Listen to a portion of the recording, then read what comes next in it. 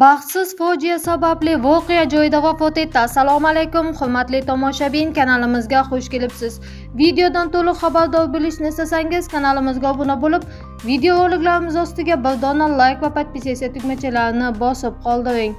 16-may kuni ijtimoiy tarmoqlarda Buxorodan maxsus texnika piyodani bosib ketgani haqida xabarlar tarqaldi.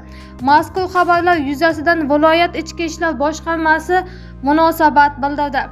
Qayd etilishicha, 15-may kuni viloyat ichki ishlar boshqarmasi 102 tizimiga tez tibbiy yordam shifokorlari tomonidan Buxoro shahar markaziy bozori oldida yo'l transport hodisasi sodir bo'lgani bildirilgan.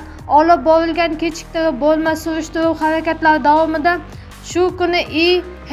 ismli shaxs o'z boshqaruvida bo'lgan H-Semiz H-60V rusumli ekskavatorni Ibn Sino ko'chasi bo'ylab harakatlanib kelayotgan vaqtda Buxoro shahar markaziy bozoridan chiqib yo'lni kesib o'tayotgan 1961-yilda tug'ilgan ayolni ko'rmay qolib, bosib ketish oqibatida yo'l transport hodisasi sodir bo'lgan.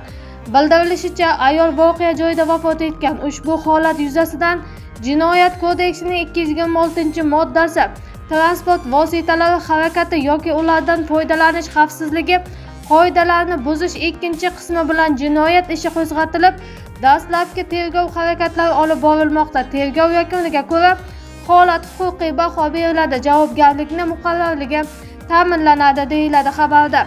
Eng so'nggi yangiliklardan birinchilardan bo'lib xabardor bo'lishni istasangiz, kanalimizga obuna bo'lib, videoroliklarimiz ostiga bir dona like va podpisatsiya tugmachalarini bosib qoldiring.